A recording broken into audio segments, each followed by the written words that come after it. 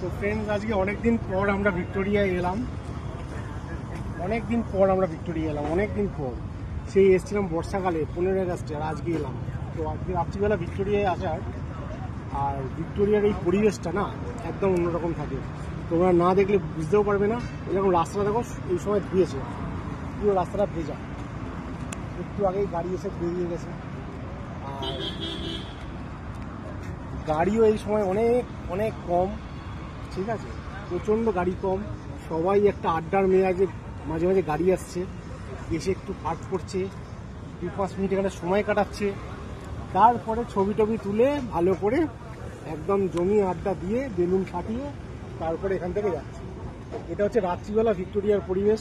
আমার কথা শুনে পারলে যদি দেখতে চাও একবার আসো। আর বেশি রাত করে আসলে অবশ্যই লাইটটা বেশিক্ষণ থাকে না, অফ হয়ে যাবে। এখন 9টার দিকে, 9টা বাজে, 15টা বাজে।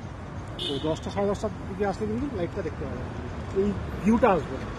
চলো আজকে এখান থেকে তোমাদের গুড নাইট জানিয়ে দিচ্ছি। দেখা হবে আবার অন্য কোনো দিন। ঠিক আছে, টাটা।